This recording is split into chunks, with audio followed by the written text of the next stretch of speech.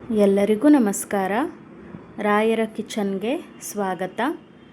ಇವತ್ತು ನಾವು ಮಾವಿನಕಾಯನ್ನು ಬಳಸ್ಕೊಂಡು ಮಾವಿನಕಾಯಿ ಚಟ್ನಿಯನ್ನು ಹೇಗೆ ಮಾಡೋದು ಅಂತ ನೋಡ್ಕೊಂಡು ಬರೋಣ. ಇದಂತೂ ರುಚಿ ತುಂಬಾ ಚೆನ್ನಾಗಿರುತ್ತೆ. ನೀವು ಕೂಡ ಮನೇಲಿ ಇದನ್ನು ಟ್ರೈ ಮಾಡಿ.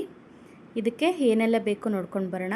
ಇಲ್ಲಿ ಉದ್ದಿನಬೇಳೆ, ಕಡಲೆಬೇಳೆ, ಜೀರಿಗೆ, ಸಾಸಿವೆ, ಕರಿಬೇವು, ಖಾರದ ಪುಡಿ, ಉಪ್ಪು, ಕೊಬ್ಬರಿ, ಮೆಂತ್ಯಕಾಳು ಹಾಗೂ ಕೊತ್ತಂಬರಿ ಸೊಪ್ಪು.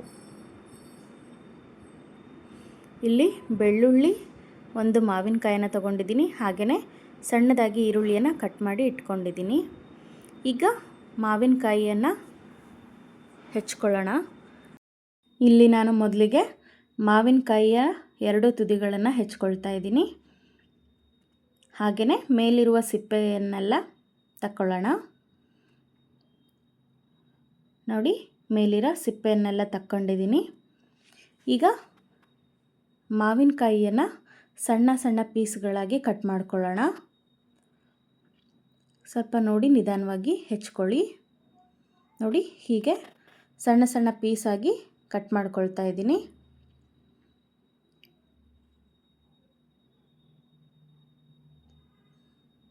ಹಾಗೆಯೇ ಈ ದೊಡ್ಡ ಪೀಸ್ಗಳನ್ನು ಕೂಡ ಚಿಕ್ಕ ಚಿಕ್ಕದಾಗಿ ಕಟ್ ಮಾಡಿ ಇಟ್ಕೊಂಡಿದ್ದೀನಿ. ನೋಡಿ, ಹೀಗೆ ಮಾವಿನಕಾಯನ್ನು ಕಟ್ ಮಾಡಿ ಇಟ್ಕೊಂಡಿದ್ದೀನಿ. ಈಗ ನಾವು ಒಲೆ ಮೇಲೆ ಒಂದು ಬಾಣಲೆಯನ್ನು ಇಟ್ಕೊಂಡಿದ್ದೀನಿ. ಅದಕ್ಕೆ 2 ರಿಂದ 3 ಟೇಬಲ್ ಸ್ಪೂನ್ ಆಗುವಷ್ಟು ಕಡಲೆಬೇಳೆ ಹಾಗೆ ಉದ್ದಿನ ಬೇಳೆಯನ್ನು ತಗೊಂಡಿದ್ದೀನಿ. 2 ಸಮ ಪ್ರಮಾಣದಲ್ಲೇ ಇರಬೇಕು. ಅದನ್ನು ಚೆನ್ನಾಗಿ ಸ್ವಲ್ಪ ಫ್ರೈ ಮಾಡ್ಕೊಳ್ತಾ ಇದ್ದೀನಿ.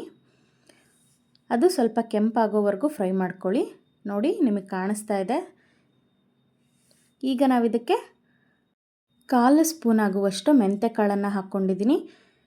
ಇದನ್ನು ಮೆಂತ್ಯಕಾಳು ಒಲೆ ಆಫ್ ಮಾಡ್ಕೊಂಡು ಹಾಕ್ಕೊಳ್ಳಿ. ಹಾಗೆಯೇ ಬಾಣಲಿ ಸ್ವಲ್ಪ ಬಿಸಿ ಇರುತ್ತಲ್ಲ, ಅದರಲ್ಲೇ ಸ್ವಲ್ಪ ಬೆಚ್ಚಗೆ ಮಾಡ್ಕೊಳ್ಳಿ ಸಾಕು. ಈಗ ನಾನಿಲ್ಲಿ ಒಂದು ಮಿಕ್ಸಿ ಜಾರನ್ನು ತಗೊಂಡಿದ್ದೀನಿ. ಇದಕ್ಕೆ ಹುರಿದಿಟ್ಕೊಂಡಂತಹ ಕಾಳುಗಳನ್ನೆಲ್ಲ ಹಾಕ್ಕೊಂಡಿದ್ದೀನಿ.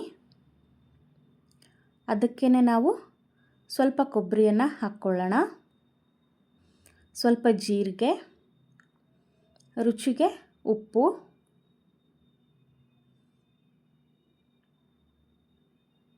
ಹಾಗೆಯೇ ನಿಮಗೆ ಖಾರಕ್ಕೆ ಎಷ್ಟು ಬೇಕಾಗುತ್ತೆ ನೋಡಿಕೊಂಡು ಖಾರದ ಪುಡಿಯನ್ನು ಸೇರಿಸ್ಕೊಳ್ಳಿ. ಸ್ವಲ್ಪ ಕೊತ್ತಂಬರಿ ಸೊಪ್ಪನ್ನು ಹಾಕ್ಕೊಳ್ತಾ ಇದ್ದೀನಿ. ಹಾಗೆಯೇ ಬೆಳ್ಳುಳ್ಳಿಯನ್ನು ಸೇರಿಸ್ಕೊಳ್ಳೋಣ. ಈಗ ಇದಿಷ್ಟನ್ನೇ ಸ್ವಲ್ಪ ತರಿಯಾಗಿ ರುಬ್ಕೊಳ್ಳೋಣ. ನೋಡಿ, ತರಿಯಾಗಿ ರುಬ್ಕೊಂಡಿದ್ದೀನಿ. ಈಗ ನಾವು ಇದಕ್ಕೆ ಸಣ್ಣದಾಗಿ ಕಟ್ ಮಾಡಿ ಇಟ್ಕೊಂಡಂತಹ ಮಾವಿನಕಾಯನ್ನು ಹಾಕ್ಕೊಳ್ಳೋಣ. ನೋಡಿ, ಮಾವಿನಕಾಯನ್ನು ಹಾಕ್ಕೊಂಡಿದ್ದೀನಿ. ಈಗ ಇದಕ್ಕೆ ಸ್ವಲ್ಪ ನೀರನ್ನು ಸೇರಿಸ್ಕೊಂಡು ಸ್ವಲ್ಪ ತರಿಯಾಗಿ ಮಿಕ್ಸಿ ಮಾಡ್ಕೊಂಡು ಬರೋಣ. ತುಂಬ ಸಣ್ಣಕ್ಕೆ ಪೇಸ್ಟ್ ಮಾಡ್ಕೊಳ್ಳೋಕೆ ಹೋಗಬೇಡಿ. ನೋಡಿ, ಈಗ ಮತ್ತೆ ಒಂದು ಪ್ಯಾನನ್ನು ಇಟ್ಕೊಂಡಿದ್ದೀನಿ. ಅದಕ್ಕೆ ಸ್ವಲ್ಪ ಎಣ್ಣೆನ ಹಾಕ್ಕೊಂಡಿದ್ದೀನಿ. ಎಣ್ಣೆ ಕಾದ ನಂತರ ಸಾಸಿವೆ, ಜೀರಿಗೆಯನ್ನು ಹಾಕ್ಕೊಂಡಿದ್ದೀನಿ. ಹಾಗೆಯೇ ಸಣ್ಣದಾಗಿ ಕಟ್ ಮಾಡಿ ಇಟ್ಕೊಂಡಂತಹ ಈರುಳ್ಳಿಯನ್ನು ಕೂಡ ಹಾಕ್ಕೊಂಡು ಚೆನ್ನಾಗಿ ಫ್ರೈ ಮಾಡ್ಕೊಳ್ಳೋಣ. ಇದಕ್ಕೆ ನಾನು ಒಂದು ಸ್ವಲ್ಪ ಕರಿಬೇವನ್ನು ಕೂಡ ಹಾಕ್ಕೊಳ್ತಾ ಇದ್ದೀನಿ.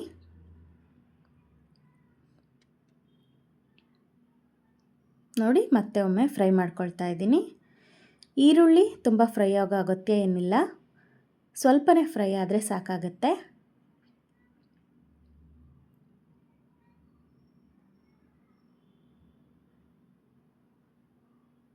ನೋಡಿ, ಇಷ್ಟು ಫ್ರೈ ಮಾಡ್ಕೊಂಡಿದ್ದೀನಿ. ಇಷ್ಟಾದರೆ ಸಾಕು.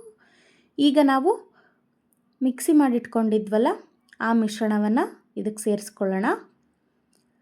ನಮಗೆ ಈರುಳ್ಳಿ ಸ್ವಲ್ಪ ಜಾಸ್ತಿ ಇದ್ದರೆ ಇಷ್ಟ ಆಗುತ್ತೆ. ಹಾಗಾಗಿ ನಾನು ಈರುಳ್ಳಿಯನ್ನು ಸ್ವಲ್ಪ ಜಾಸ್ತಿ ಸೇರಿಸ್ಕೊಂಡಿದ್ದೀನಿ. ನಿಮಗೆ ಈರುಳ್ಳಿ ಬೇಡ ಅನ್ನೋರು ಈರುಳ್ಳಿಯನ್ನು ಸ್ಕಿಪ್ ಕೂಡ ಮಾಡಿಕೊಂಡು ಹಾಗೆ ಒಗ್ಗರಣೆ ಕೂಡ ಹಾಕ್ಕೋಬೋದು.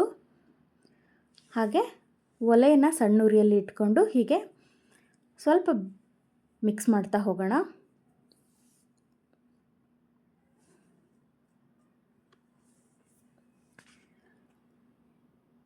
ನೋಡಿ, ಹೀಗೆ ಮಿಕ್ಸ್ ಮಾಡಿ ಮತ್ತೆ ಬಿಟ್ಟಿದ್ದೀನಿ. ಈಗ ಒಲೆಯನ್ನು ಆಫ್ ಮಾಡ್ಕೊಳ್ಳೋಣ.